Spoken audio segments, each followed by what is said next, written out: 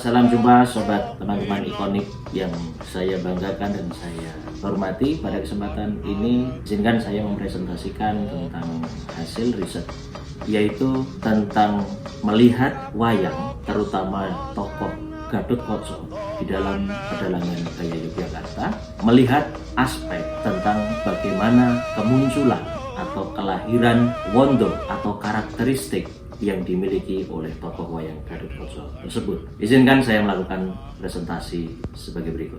Menurut aspek visualnya, wayang merupakan boneka 2 atau 3 dimensi yang dimainkan sebagai parogo dalam suatu tontonan bernarasi. Melihat wayang, bentuk wayang, cerita wayang sama halnya seperti kita melihat kehidupan kita sendiri ataupun karakter manusia itu sendiri. Pujangga Jawa menggambarkan Gathotkaca dalam wayang purwanya sebagai sosok kesatria yang rupawan. Wujud wayang Gathotkaca sebagai sosok kesatria berlaku di hampir semua wayang, gaya wayang dari sejumlah wilayah di Indonesia, khususnya yang ada di Jawa, cenderung mempunyai karakteristik boneka wayang Gathotkaca yang hampir sama, yaitu diwujudkan dengan sosok yang tampan dan rupawan.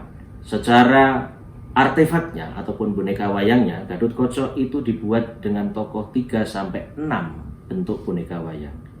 Karakteristiknya terpancar dari apa yang disebut sebagai wondo yang menyertai tentang keberadaannya. Kita akan berangkat kepada apa pengertian wondo, bagaimana dan apa saja wondo Gathotkaca di dalam pewayangan itu, dari mana wondo Gathotkaca berasal, dan mengapa terjadi demikian. Secara khusus, topik penelitian ini difokuskan pada lokus pedalangan di wilayah tradisi Yogyakarta. Kembali lagi dalam kaitannya dengan kajian kesusastraan, terutama kesusastraan Jawa. Naratif ini disebut dengan sastra wayang atau yang termuat dalam teks-teks pakem pedalangan, baik yang dibuat secara ringkas ataupun lengkap. Kajian ini secara detail akan melihat naskah yang bernama Kasanti Kaning Rogo atau yang berjudul Kasanti Kaning Rogo yang berisi tentang teks naratif pedalangan berbentuk pakem lampahan ataupun pakem lakon yang di dalamnya memuat keterangan tentang penciptaan wondo wayang, khususnya Gathotkaca. Pada prinsipnya, wondo adalah gambaran suasana batin tokoh wayang yang kasat mata, terutama pada bagian wajah dan proporsi badan tokoh. Lalu kemudian, apa saja wondo Gathotkaca dalam wayang kulit purwo, khususnya di dalam lokus tradisi pedalangan gaya Yogyakarta? Ada 3 buah wondo yang bisa kita kenali, seperti pada gambar.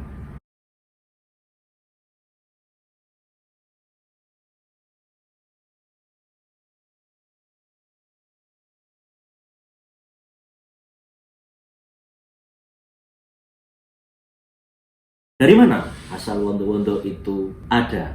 Dalam pengetahuan pedalangan, hampir tidak ditemukan keterangan mengenai asal-usul wondo Gathotkaca tersebut.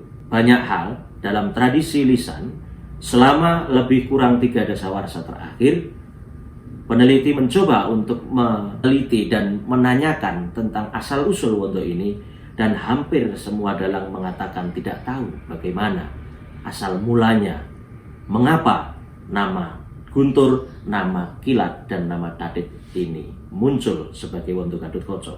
Dalam penelusuran studi pustaka yang dilakukan, terdapat satu naskah yang bernama Kasanti Kaning Rogo. Sebagai informasi, ada 2 bagian naskah yang disimpan di Museum Leiden sebagai lanjutan dari naskah Kasanti Kaning Rogo. Hanya saja tidak diberi judul dengan Kasanti Kaning Rogo, hanya menunjukkan lakon Gathotkaca volume ke-5 dan Gathotkaca volume ke-6.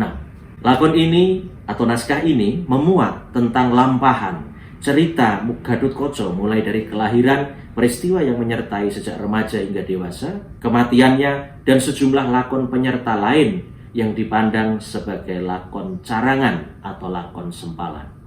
Kasanti Kaning Rogo, teks lakon tentang Gathotkaca di dalam gaya ungkap tradisi pedalangan Yogyakarta, sangat menarik karena di dalamnya memuat idiom bahasa pedalangan yang itu merupakan salah satu ciri khas pedalangan kerakyatan gaya Yogyakarta yang lengkap dengan teks naratif serta ilustrasi wayang. Dan ilustrasi wayangnya pun berbentuk dasar dengan gaya ungkap wayang kulit Purwo, gaya Yogyakarta. Metode penelitian yang digunakan dalam hal ini, peneliti menggunakan studi pustaka, penelusuran.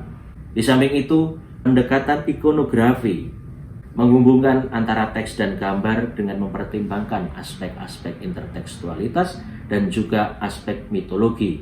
Membaca kemudian ide yang terdapat di dalam teks dan gambar melalui teori kreativitas dan multimodalitas. Yang lebih penting adalah wawancara sebagai penyeimbang dengan dalang dan juga budayawan wayang. Penciptaan Wondo melalui jalur naratif dalam kelakon Gatotkaca Tadhit melalui Kasantika Ningrogo ada dua hal atau dua aspek. Yang pertama adalah aspek naratif dan yang kedua adalah aspek visual yang berupa ilustrasi.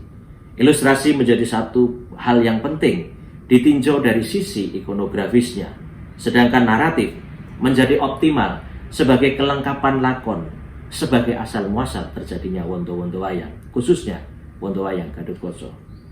Dalam hal ini, lampahan Gatotkaca Wondo Tadhit sebagai ilustrasi. Gatotkaca yang memperoleh bala pasukan Tadhit atau halilintar serta memperoleh Wondo Tadhit. Cerita ini diawali dengan maksud Gatotkaca yang ingin menaklukkan segala sesuatu yang berkelip dan berkilat di angkasa itu. Sesuatu yang berkelip atau di dalam naskah bisa disebut dengan Kang Kumlip dianggap sebagai salah satu unsur yang mengganggu pandangan dan perjalanan Gatotkaca. Segala sesuatu yang berkelap-kelip itu kelak akan dijadikan sebagai roang atau mitro atau pasukan dari Gatotkaca sendiri.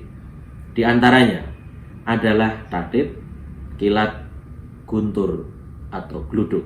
Teks naratif Gatotkaca Wondo Tadhit dapat disaksikan di dalam tayangan sebagai berikut.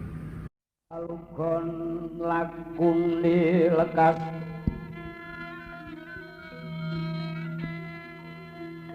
luke tolinuting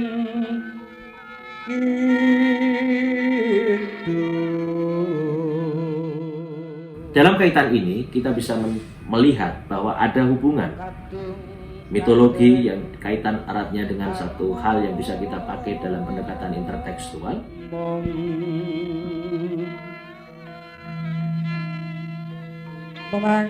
Hal penting yang perlu kita catat sebagai pemahaman tentang terbentuknya wondo tokoh Gatotkaca.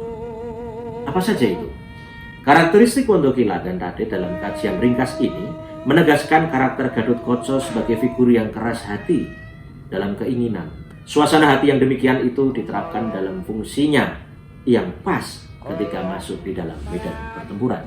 Hal ini tentu saja merupakan salah satu kesepakatan, terutama masyarakat pedalaman. Dari penelitian ini bisa kita berikan satu catatan. Naratif memegang satu peranan penting dalam upaya mengungkapkan latar belakang tentang penciptaan wondo yang selama ini hanya cukup dimengerti sebatas deskripsi fisik dari pengamatan visual maupun aspek fungsinya di dalam pakliran. Dalam tataran wacana yang lebih luas, tentunya ada ideologi yang masuk di sini. Ideologi masyarakat pendukungnya, ideologi masyarakat di mana teks tersebut dihasilkan. Mengapa terjadi wacana, mengapa terjadi ide Gatotkaca menaklukkan Tadhit, menaklukkan Gluduk atau Guntur, menaklukkan Kilat. Tidak akan jauh bahwa masyarakat agraris kita sangat memerlukan peran-peran ketiganya, bahkan unsur-unsur yang melingkupi fenomena alam itu untuk membantu kelangsungan hidup dalam masyarakat yang jauh lebih luas.